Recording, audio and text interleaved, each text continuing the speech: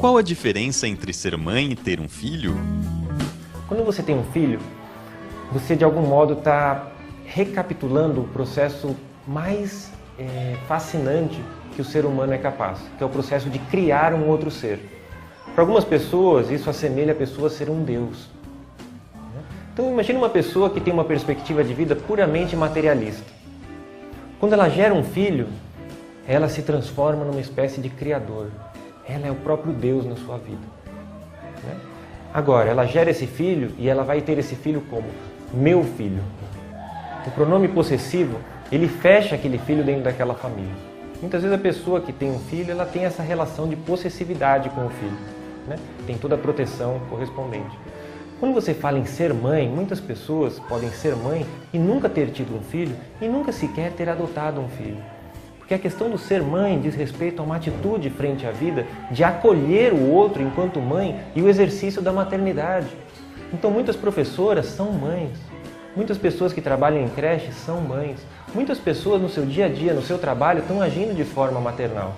E elas podem se sentir muito mais mães do que mães que geraram um filho, tratam esse filho como uma posse meu e muitas vezes até não dão o carinho que essas pessoas que são mães estão conseguindo fornecer para essas pessoas. A adoção pode ser uma boa solução para a infertilidade? Sem dúvida. Mas aí isso é um tema muito complexo porque isso vai depender da perspectiva de vida de cada uma das pessoas envolvidas nesse processo. Você vê que uma pessoa que tem uma abordagem de vida do ponto de vista materialista, que não acredita que a vida possa se expandir além da presente existência, ela vai acreditar que muitas vezes o fato de ter um filho diz muito mais respeito à preservação do material genético dela.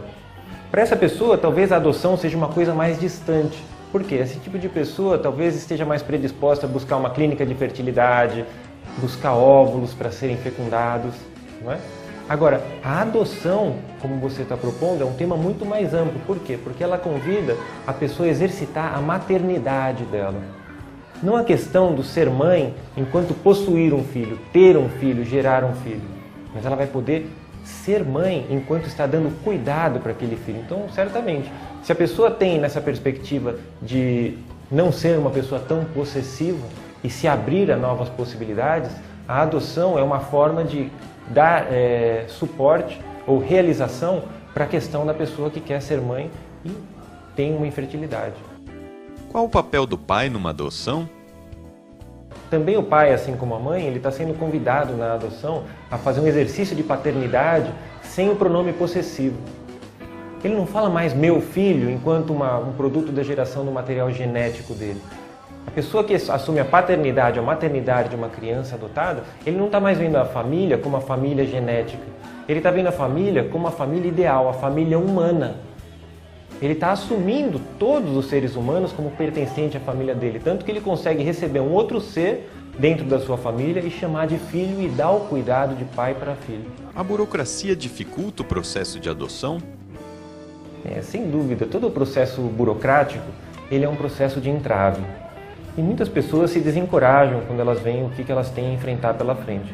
Certamente, a pessoa que não está muito decidida, o processo burocrático vai desencorajar, com certeza.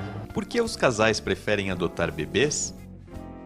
Eu desconheço essa preferência pelos bebês, mas se eu pudesse arriscar uma opinião pessoal, eu diria que nas fases precoces do desenvolvimento da criança, você tem uma possibilidade de criar uma relação, um vínculo.